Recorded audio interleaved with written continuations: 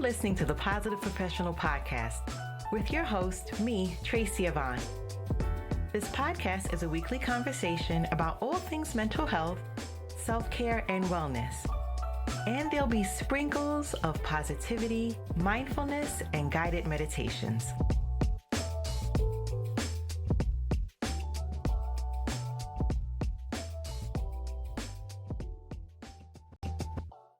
Welcome back to Season 4, Episode 10.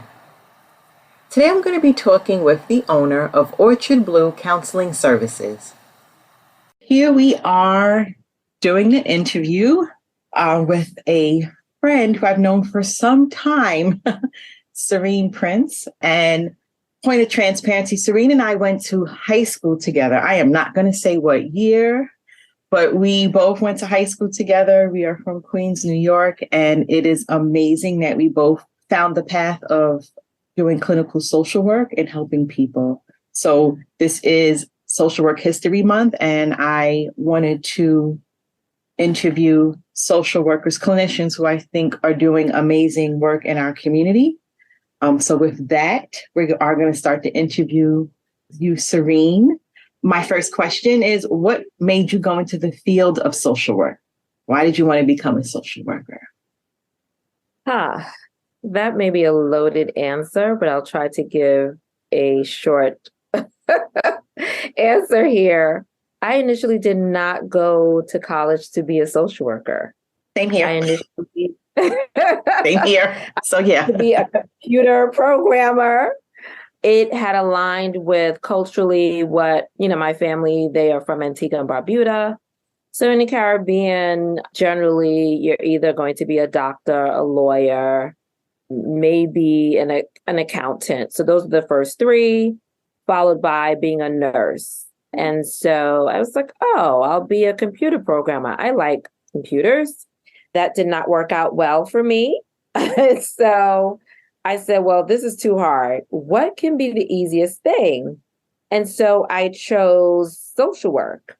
Not so easy, And so I went into social work, and then I really began to grow a love for it. It no longer became the easy degree that I obtained, but more or less self-introspection is what started to happen. Really looking at myself, really looking at those around me, culturally speaking, the development of persons, how they function. And let me add that, I was already working within social service. So I was a foster care caseworker as well, in addition to going to school for social work. And so I initially started off getting a bachelor's in psychology at York College. And then I went on several years later to Yeshiva Wurzweiler School of Social Work to get my graduate degree in social work. I love it. It is an amazing career. It has so many avenues that one can take. And I'm thrilled to be a Black social worker. Yes, Black social workers, Black clinicians matter. So I know you said you worked in child welfare. So you have your private practice now. I see the great work that you were doing. So my first question is, what made you transition from working for an agency to saying, I not only want to have my own private practice, but I want to start my own business? And then if you can please explain the great work that your organization is doing. I know you do work here in the States as well as in Antigua. Yes, please share on. Yes, this is the exciting part. In late 2019, while working as a program director at a child welfare agency, I started, Orchard Blue Counseling. And it really came from just continuously seeing the lack of compassionate and quality care for Black and Brown people in the communities.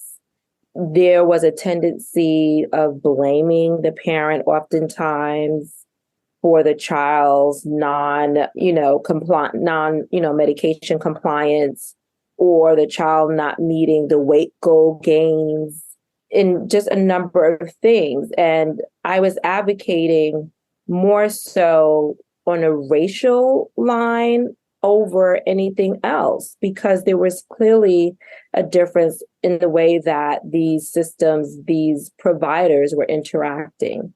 And then to add on to that, oftentimes mental health care was not part of, let's say, a discharge summary, or there wasn't necessarily a referral to mental health support.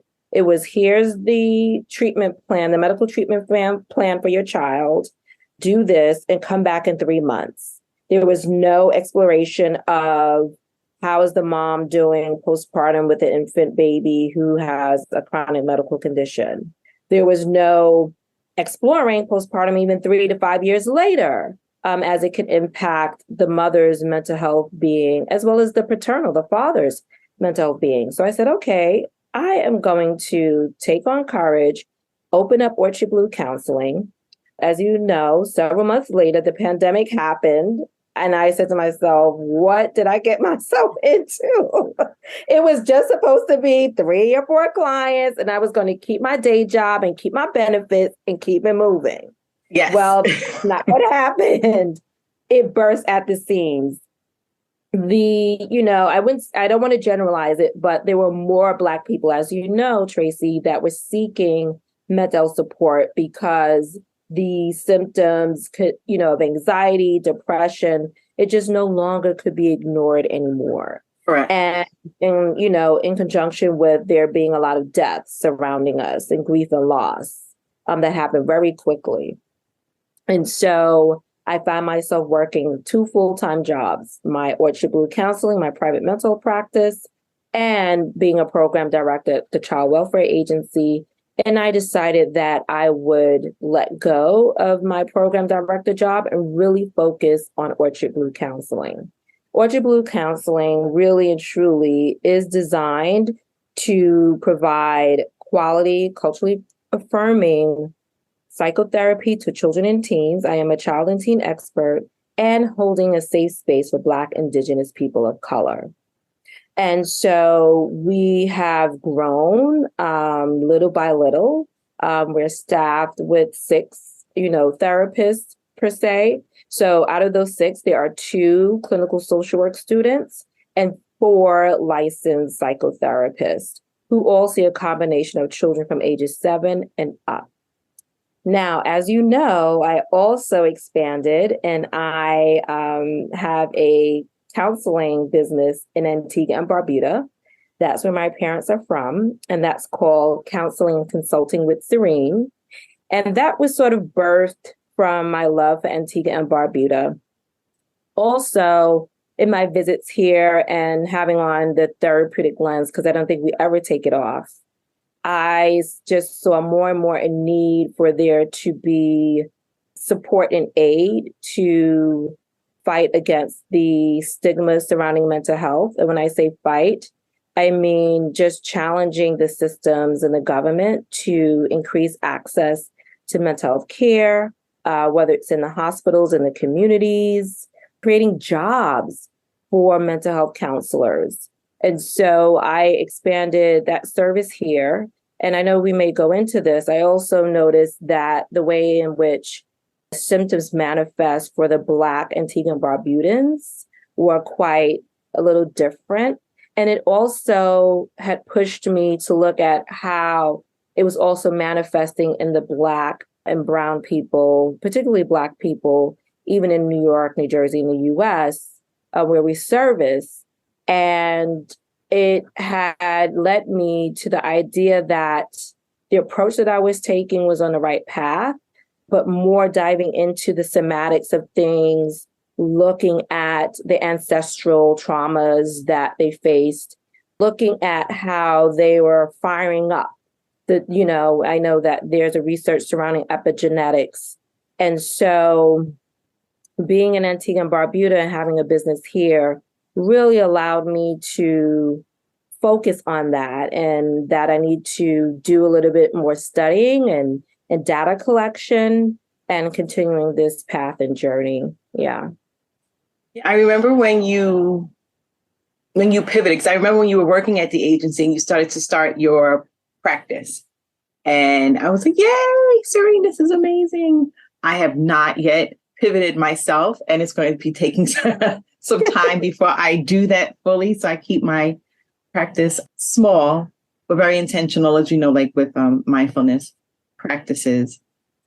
When it comes to what I view and what I've seen, and I think you and I have talked about this, the conversation about mental health and how it's viewed and how sometimes it's used as an opportunity for a money grab.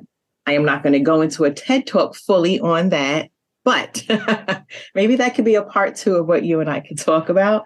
But I wanted to know, since you have practices in New York and in the surrounding areas in Antigua, is it the same where it's this conversation about mental health? There's tons of money being put into it, but there's still a disconnect as far as people still having access to services. Is it the same? Are you seeing the same in Antigua? Well, in Antigua and Barbuda, they're not there yet.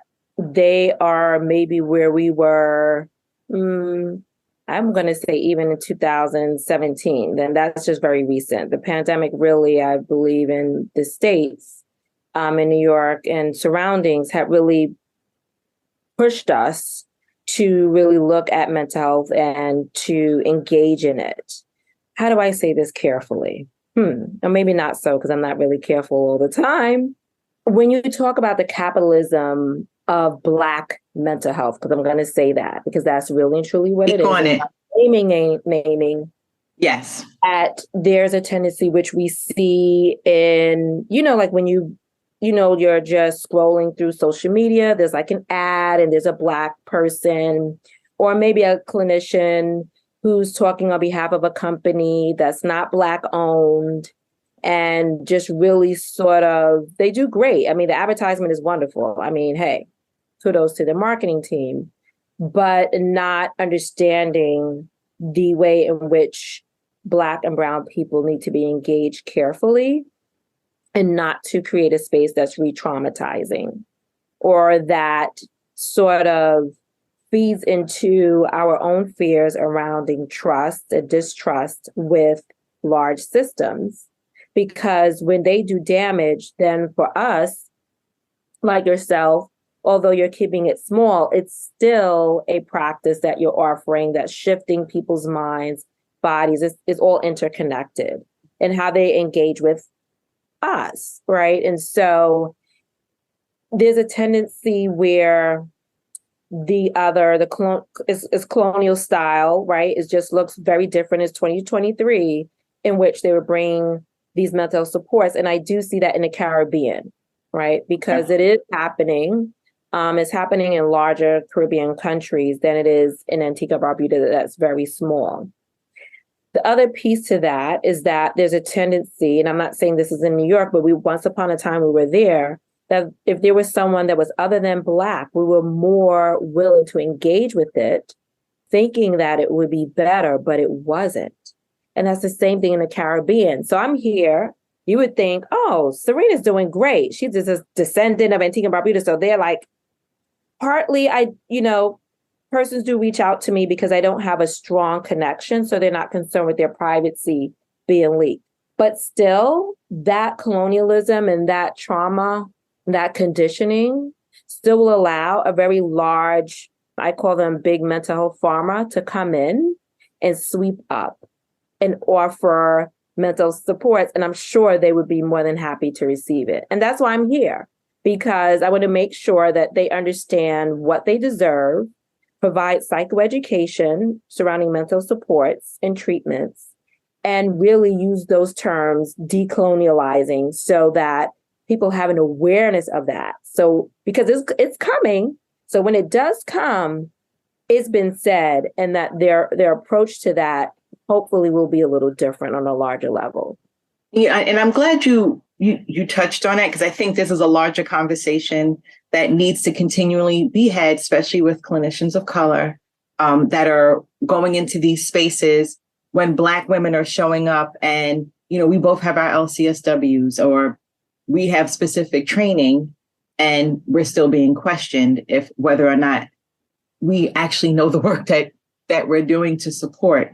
And what happens is that we're not able to, provide the access and support to people who need it because of colonialism. And again, everything is mental health, which is great. The problem is that from what I see it's also not looking at proper policies and practices, right? I think social workers should always, right? There's different levels, right? There's micro, meso, macro.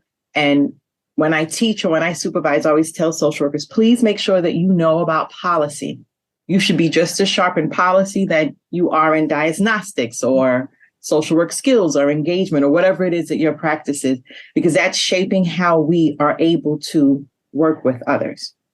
Mm-hmm. And from what I see, there's very different policies that are being brought up that are sometimes not in the best interest. I know you say you specialize, working with children. I work with younger children and young adults, teens during the day. And what I'm starting to see is a lot more, especially since the pandemic, with diagnoses of depression and anxiety, tic disorders, OCD.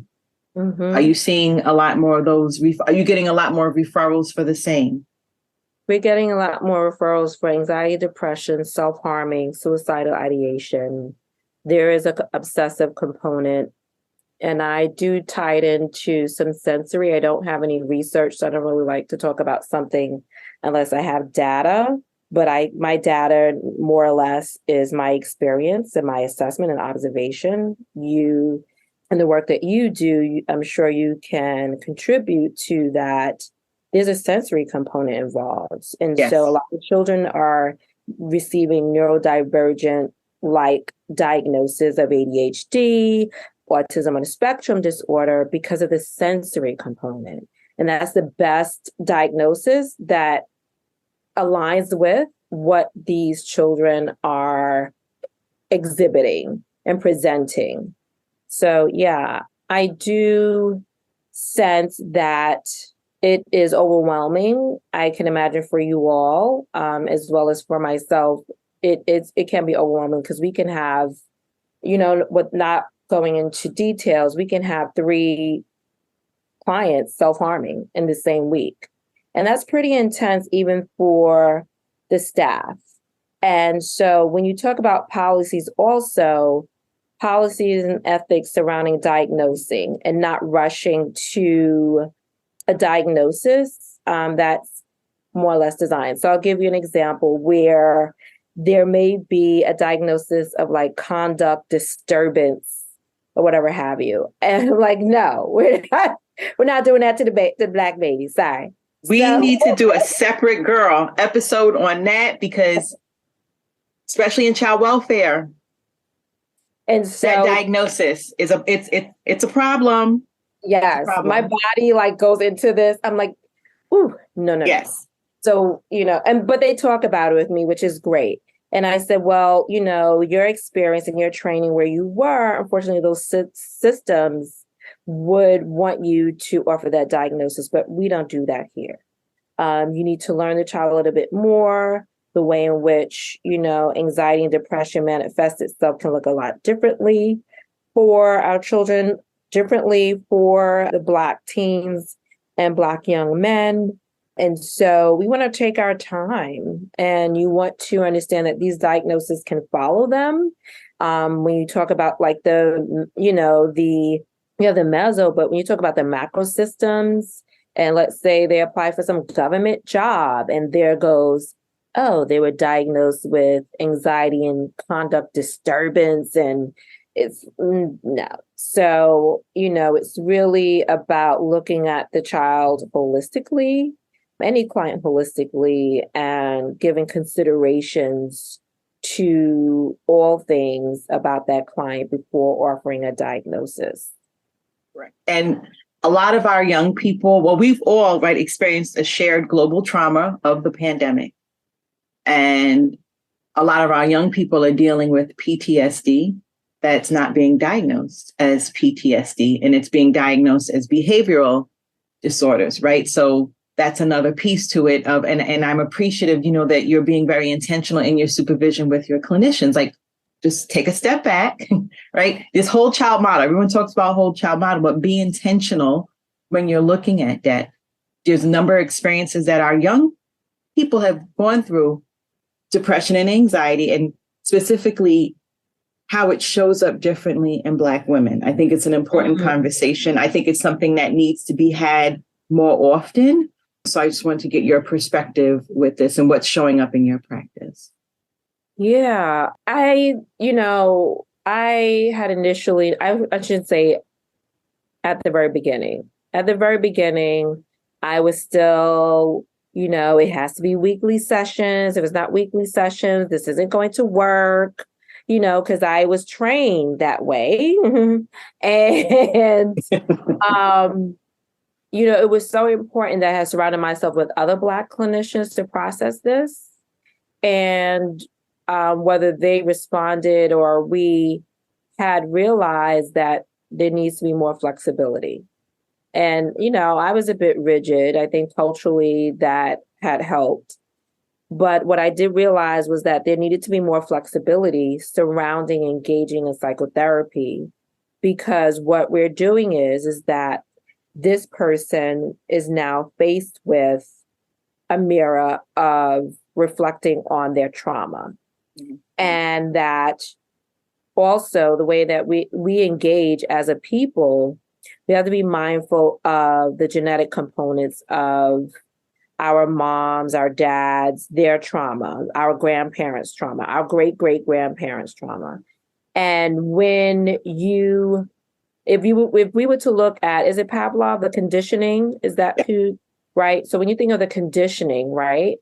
And the animal as they, gets conditioned to behave in a certain way, but no one ever talked about when that animal became a parent and how they were engaging with their child. Right. And so you have that. Then you have that child who's being parented by this traumatized parent, having their own sets of trauma. So there's layers of trauma, even if they didn't experience it. It's learned behavior as if you're always in a state of fight, flight, and fright. And so it is culturally is different. We are, and I'm not excluding anyone else, but we are very much expressive. So rhythms, music really speaks to us in a way that maybe it doesn't others, right? So we use a lot of percussions, even African, of those that are African descent, drummings. People realize that sound baths are helpful. And so a lot of cultures, Black and brown cultures, we know that sounds and the vibrations that comes through our entire bodies. And so we need to be engaged in therapy differently. And because the way in which we heal is different, the way that we need our healing, or how would I say, the tools of healing needs to be customized in a way that reflects us culturally. So we may have a client, maybe they are, generations of Americans. I may ask them, do you have any family from the South? What generations were from the South, what areas of the South. We talk about music. So, and how are you connected to that? Some may reconnect to that certain music, because the South does have different music than we do. And then when you think about the history of the music, they may say, well, my parent, whatever, used to play this instrument, and I was taught the instrument, but I never played it before. Oh, okay. So have you engaged with it? Are you listening to music that instrument is the primary instrument being played? And integrating that into our healing. Anxiety and depression, so when we talk about anger, boy, when I do supervision, I share with the staff, I said, anger is not a symptom. It is a response. Right. Anger is a response to anxiety, depression, PTSD. That is what anger. So I share with them, you don't want to look at the anger. You want to look at what happens in between, because there's something that happens in between. It's just that it just goes very quickly to anger. And that's what you want to get to. And, the angry Black woman, the angry Black man kind of a thing, that how we experienced. Girl. I'm sorry. They're like, are you angry? And I don't have a problem telling them, yes, I'm angry, but I'm mostly sad. And I'm sad. I'm angry because you're not validating my sadness or what I'm going through. So what you're getting is your lack of validating my sadness or whatever the emotion is. And so you're getting anger. So what can that person, how are they going to respond to that if I'm telling you not validating? Now, we have a tendency to not want to admit that we're sad, because then oftentimes that makes us vulnerable. We always live in a society where we have this idea that we have to remain strong, because a lot of times it's not validated. Case in point, I went to a doctor's appointment about 2 months ago, and I was sharing, I had a lot of chest pains and things like that. And full transparency, it is a form of I don't even know that, even with my therapist, I'm like, there must be some trauma, but don't know where it's coming from.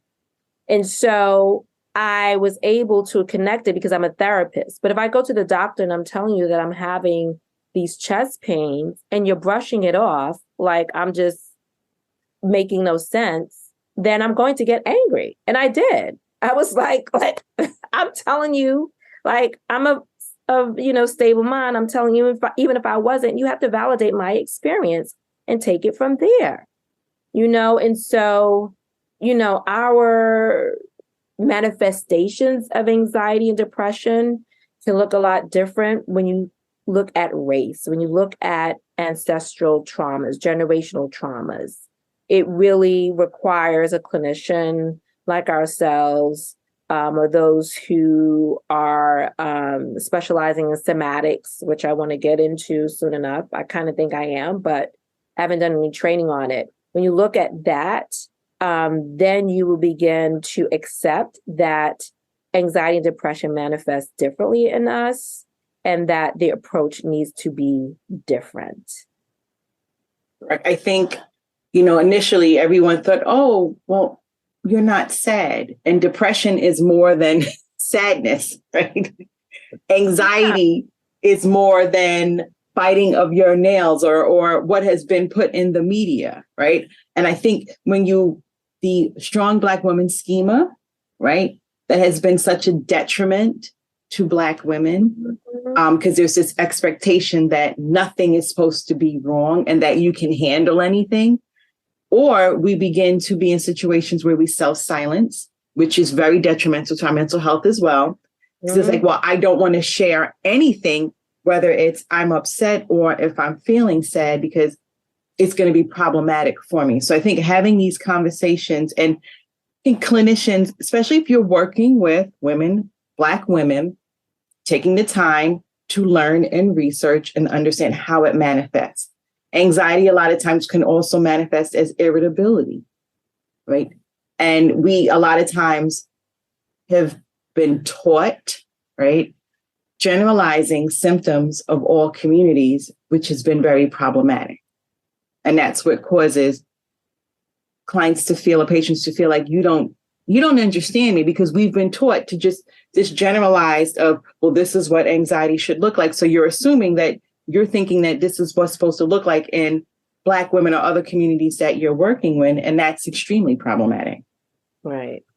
And, being able to so for me, when I was talking about the chest pains, as I was exploring it, I realized that I had started my private practice at the beginning it was during the pandemic. And I was into full healer mode. But then I realized there were parts of my personal life that I remember, because I was so it was just putting out fires for people. And now my brain is catching up. And now my body is responding. Yes. But, and so people don't realize, when you have aging parents. So, man, listen, they were like, I said, look, I wouldn't say child. Let me tell you. So you got your parents, they had their faculties, but they needed nurturance and yes, care, and they're scared. They're like, this is not the way my life is supposed to end. Like, we're not dying, thank God. So I then had to say, oh, wow, I got to go back to 2020 and take care of myself and then catch up. Right. Yeah. So that's how it manifested for me, because I was being that strong Black woman. Keep it going, waking up, going to bed, having a session at 9-10 o'clock in the night. That was just crazy, and my body, it paid for it. But I had the wherewithal to say, I need to deal with that. And I need to connect with people that understood that.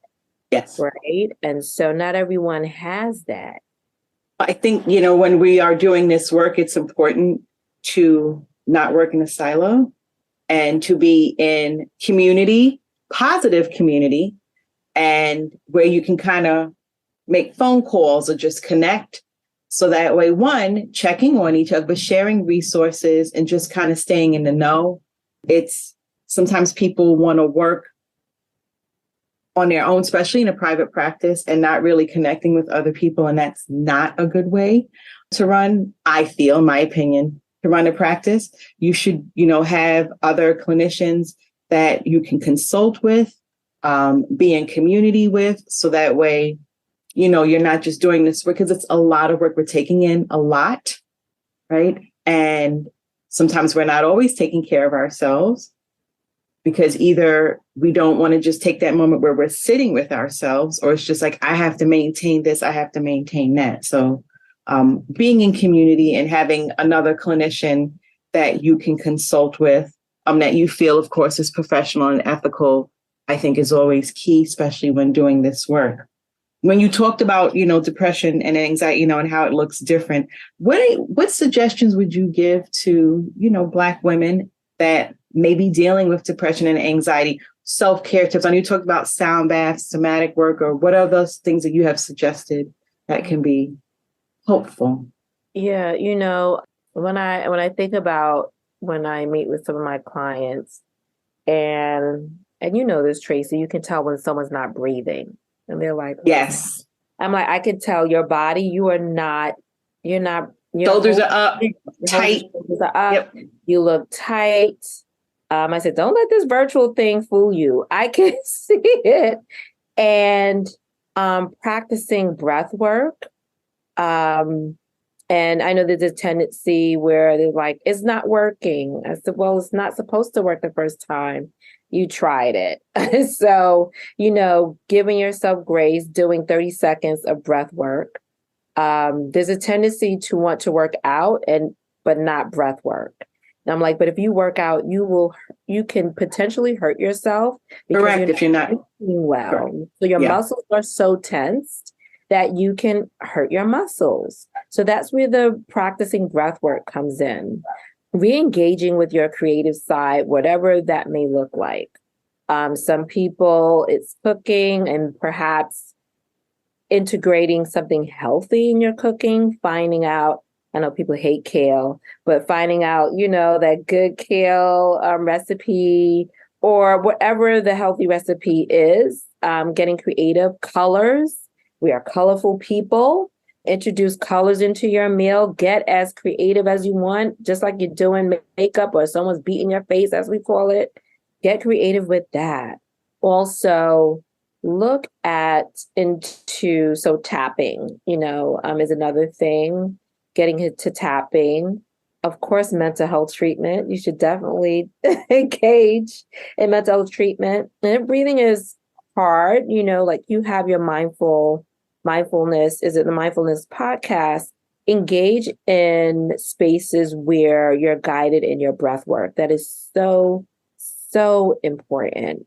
And also, when we talk about self-care, like if you see my nails now, they're probably chipped. but I like to use colors for my nails. We have the same color, yellow. Yeah, that's right. Look at that. Both yellow. If you're working from home, do your own manicure and engage in colors on yourself. I can go on and on about different things because not everything works for the same person. Also, there are apps that persons can use, which I'm sure you refer people to, that engages in sound bath, that engages you in meditation and inspirational, journaling, right? So we know we talk about journaling. Some people say to me, well, I don't feel like writing today. All right, but maybe journal once a week. It doesn't have to be every day. I think a lot of times, like you mentioned, people are on social media, and when they see these influencers or whatever have you, they feel that they have to adapt to the exact thing. And you really Right. don't. You can customize it to make it look like what fits your mental and emotional needs and your bandwidth, your level of tolerance in that moment. Thank you. And I think I'm glad you mentioned breath work. I actually took the time to be trained in breath work. I was the only Black woman during the training, but that's a whole nother, right? TED Talk on that one. What I usually do is I always start off my sessions with doing some breath work. Breath of Joy is my favorite one, but it's not, depends on, but I can turn on a session and I can look and I was like, you know what? Before we begin, let's just do some breath work because I see it in their body. I see it in the facial expression. And then, of course, I'll start to check in. How's everything? And how did that feel to just do that release? Because a lot of times, we do hold things, but there are a number of things that people can do to kind of the self-care. I think for Black women, when you're feeling a certain way, no self-doubt, right? Honor, this is how I feel and this is how you feel. Because we're supposed to have a range of emotions. We are not robots. And there's nothing wrong with speaking to someone, getting a referral. There's different sites where you can look up clinicians of color, but don't hold it in. Because I think a lot of times society expects to hold it in and push forward and push through. And no, sometimes it's just having some conversations, working with a professional and just opening up about your feelings. That is the first step. So I think I always want to say that because doesn't mean that there's something wrong with you to be working with a licensed professional. Sometimes you just need help to kind of work things through. Sometimes you need more higher level of care, but I think it's important to understand that just don't deny your feelings. Yeah, I agree wholeheartedly. That part where you mentioned about allowing yourself to have ranges of emotions, and it's so important to engage in mental health so that you can pinpoint what those emotions are. We, in that, strong Black woman schema that we hold on, that some of us hold on to, those emotions can get lost. Right. And taking time to explore those emotions and feel okay with feeling them, that may result in some crying, but it also results in some joy. Yes, release. A release, yes. There's, oftentimes, even when I was young, I was like, I don't want to cry. I don't like crying in front of people. Now, child, I cry. I just cry. And you gotta let it out. Media, and I was crying because I was happy. And a family member was like, okay, but the next time you go on, don't cry. And I was just like, why would you tell me that? Like, I'm a human being. It's okay. I don't care that people see me crying. And I even think that even as clinicians, and to each his own, there's a tendency to not want persons to see our range of emotions. Mm-hmm. But for me, I'm okay with that sometimes because then I don't want persons to believe that I'm like this all the time. If I'm comfortable with shedding a tear or expressing a range of emotions, I'm going to do just that. Because when you engage with me, know that I'm a human being. And if I cancel, that's another thing. Show some grace, child. If someone cancels, that's your rationale. Like, okay, that this is not a good therapist. Maybe I canceled because I needed a self-care day. Like I was burnt out. Humans. We are humans. Right? Yeah. So, Well, I want to thank you for engaging me in this great conversation. I think this is a number of things, and I'm definitely want to have you come back because there's so many other things that we can do our mini TED Talks on. But I always end when I do interviews, because my name of the name of my podcast is The Positive Professional. So I always end with asking, what makes you a positive professional? My, clinical supervision comes to mind. And I have moved away from that your personal self is not involved. And I don't believe that. And when I do supervision, based on the responses that I receive, that they feel as though they are receiving compassionate supervision. And I share with them that you are human beings. Part of the work that we're doing very intimate, personal healing work. So the idea that your personal self is not involved is just ridiculous to me, because that's part of the reason why you decide to have a clinical, intimate, therapeutic relationship with another human being, partly because of who you are. And so I strive to offer a truly positive interaction with my clinicians, and in a way that is not only learning, it is really offering them the opportunity to self-actualize and identify their greatness, and to, I always tell them that I would want you to be better than me, whatever that is. And because if you're a new clinician or you're a younger clinician, you have to evolve. And so for me, that's positive, because, I know that, depending on your number of years of experience, receiving really good, wholehearted clinical supervision is lacking. So that could be another TED Talk, right? Because that's a huge girl.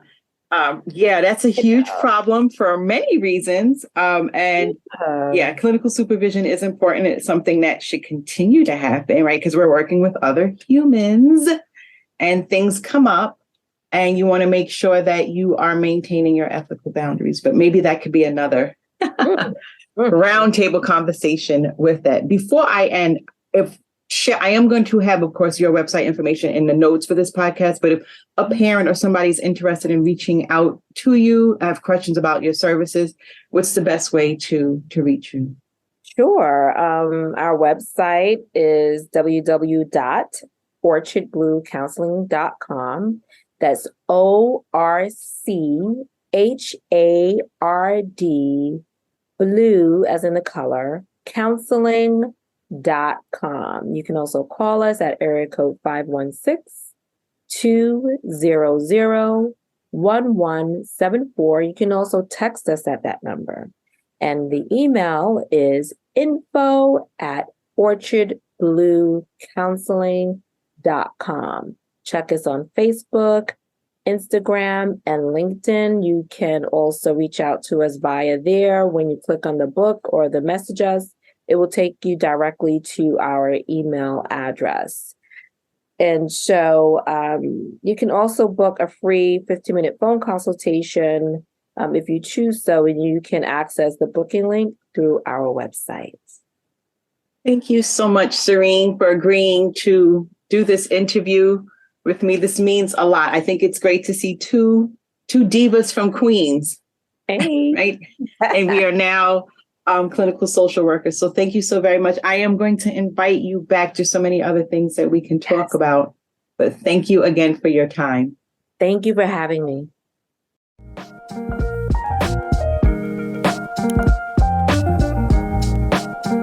Thanks for listening and supporting this podcast. And make sure you're clicking the like and subscribe button. You can also follow me on Twitter and Instagram. Stay safe, be well, and don't forget to be the best version of you.